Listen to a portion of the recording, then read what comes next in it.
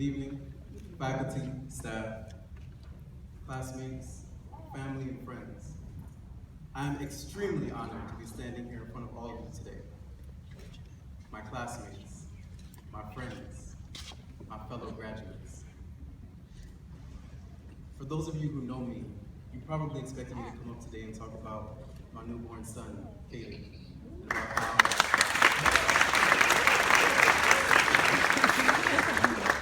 you probably expected me to talk about how his birth made law school even harder than it already is. About how I struggled. But in fact, that's not the case. I actually slept through most nights. I was able to get all of my work done. But the only reason that happened is because of my wife.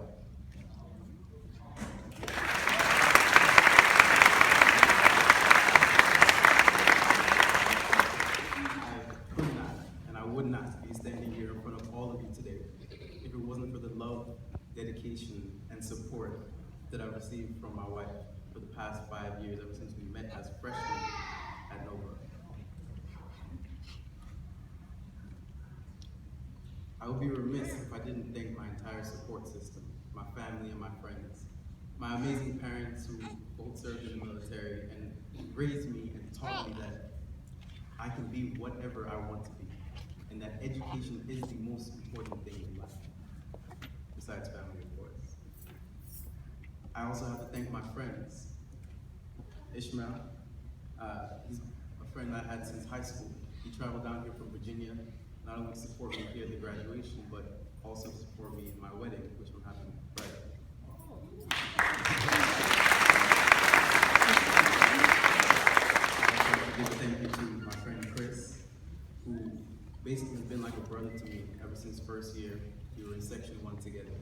We've really been through it all. He's always been there and supported me. But honestly, at the end of the day, I want to thank all of you, your friends, your family, and all the people here who helped us to reach this point, to be graduates, to be standing here ready to pass the bar. When I began jotting down ideas for what I wanted to say in this speech, I came to a realization. And that realization is that law school has changed me, as I'm sure it has changed all of you. I found myself, as I was trying to come up with my speech, trying to break my speech up into issues. And once I had the issues down, I tried to IRAC how I was going to break those things down. But, I mean, if it works, it works. And there's 3 main things that I wanted to share with all of you. The first thing that I want to share with you is the concept of love. Now, this is actually inspired by an email that I received from Professor Cross. And in the signature of her email, she had a quote from Mother Teresa's book, No Greater Love, which stated, "We must know that we have been created for greater things, not just to be a member in the world, not just to go for diplomas and degrees, this work and that work. We have been created in order to love and be loved." This quote really hit home with me, because this is a concept that I try to live my life by every day. My job, my purpose in every relationship that I have has been not to put my energy into looking out for myself, but rather my goal has always been to give my all and my everything to those around me and forget myself. The idea is to give so much of yourself to those around you that they have no need to think of themselves. That you put all your focus into their happiness and their well-being, and they ultimately do the same for you. The reason that people use the phrase, treat others how you would like to be treated, is because this world is a small one. Just imagine, you stop in traffic and you let someone in. It's a minor thing, but for them, you may have made their entire day. You may have changed the entire course. They might have been having a bad day and you just happened to stop and let them in when you didn't have to. That good energy that you gave to them is now passed on when they do a favor for someone else, and so on, until that energy comes back around to you. The same concept applies tenfold in this community, the legal community, because it's such a small one. The people here around you today are the people that you will see for the rest of your careers. So it's important that you put that good energy into all those around you. because one day it will come back. My second point, let go. I say let go because we cannot understand our own full potential until we try something that we've never tried before. And to do that, we have to let go of our fears and our self-doubt. Although I've achieved a lot since coming to law school, when I grew up, I was very self-conscious. I didn't have a lot of confidence in myself. And when I came to law school, I ended up trying out for the Nova Trial Association.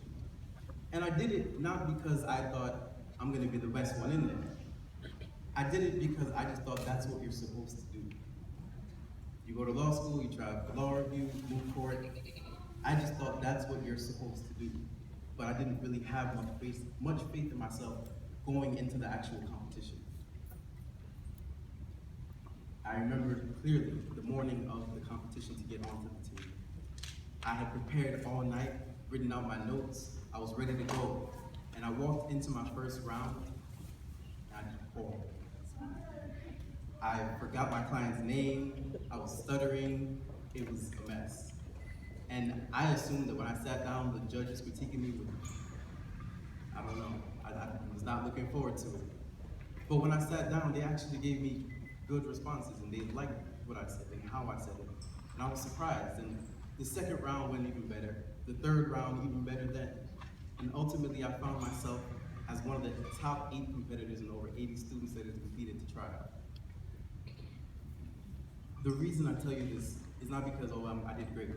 The reason I tell you this is because each and every one of us has our own skills, our own passions.